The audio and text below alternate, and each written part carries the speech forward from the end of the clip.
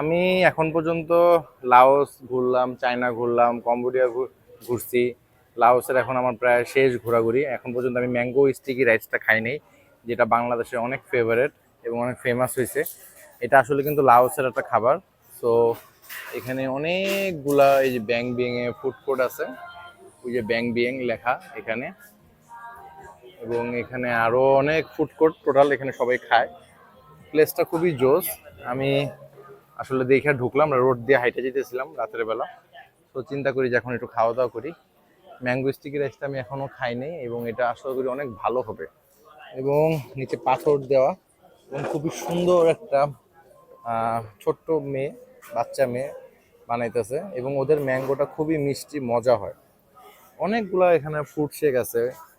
Strawberry smoothie 30,000, তারপরে হচ্ছে তারপরে এখানে ফ্রুট সালাদ, এটা 50,000। ব্যানানা মিল্ক শেক, এটা 35,000। তারপর হচ্ছে ম্যাঙ্গো শেক, এটাও 35,000। ওয়াটারমেলন 30,000। প্যাশন ফ্রুট জুস, এটা কোনটা আবার, এটা খাইনি কখনো, এটা 25,000। তারপর হচ্ছে পাইনাপেল 30,000। লেমন কে, এটা সবচেয়ে হচ্ছে 20,000। 20,000 মানে হচ্ছে একটা লেমন লেবুর শরবত, এটা 20,000, মানে প্রায় 220 টাকার মতো। তারপর হচ্ছে ম্যাঙ্গো কাট, এটা কয় টাকা লেখা নেই। ম্যাঙ্গো স্টিকি রাইসটি হচ্ছে ওদের বড় করে হাইলাইট করা। সবচেয়ে ওদের ফেভারিট হচ্ছে ম্যাঙ্গো, এই হাইলাইট করা হচ্ছে ম্যাঙ্গোটা। এটাই হচ্ছে 45,000। 45,000 যদি হয়, এটা প্রায় অলমোস্ট 500 টাকা পড়তেছে। অলমোস্ট 500 টাকা দিয়ে আমি ম্যাঙ্গো স্টিকি রাইস খেতেছি। এর থেকে তো আমি আরো অনেক কমে কিছু পাইতাম।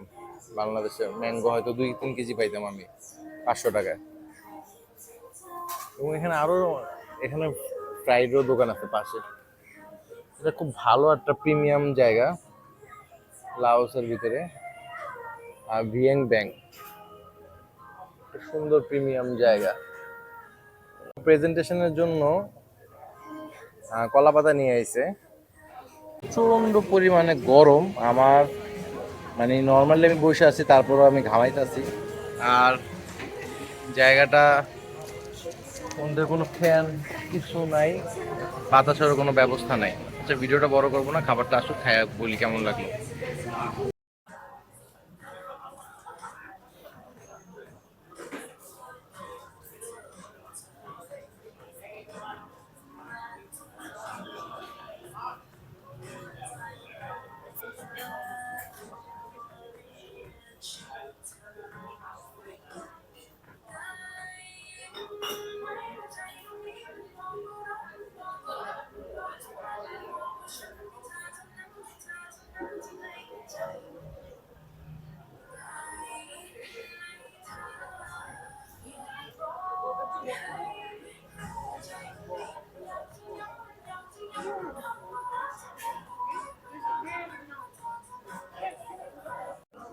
আচ্ছা, ম্যাঙ্গো স্টিকি রাইসটা চলে আসছে, ওর সাথে কলাও দিছে ওরা।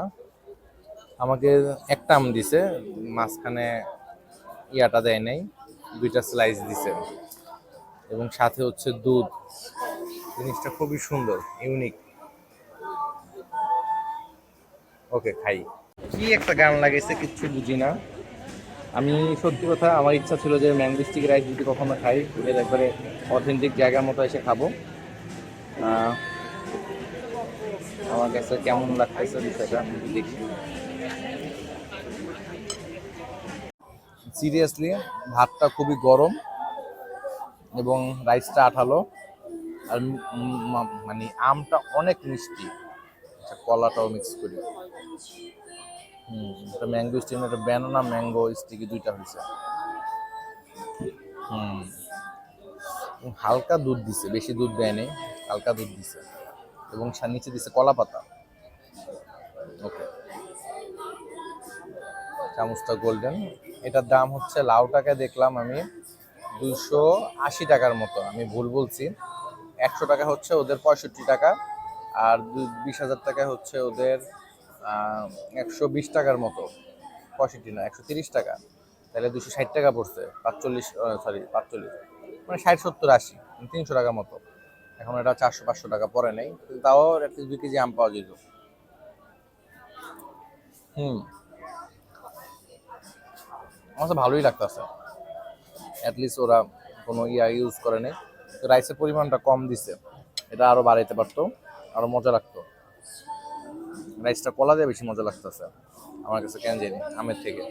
আর আমটা এমনিতেই ভালো লাগতেছে। হুম, ওদের এটা, এই রাইসটা আমার কাছে কেমন জানি লাগে, খুব বেশি আঠালো আঠালো। কত ছোট বাচ্চা মেয়ে, ঠিক আছে, দুইজনে দুই বোন মেবি, ওরা ওরা করতেছে, দোকান করতেছে। মানে আমাদের এখনো তো এরকম সম্ভব না আমাদের দেশে। ভালোই।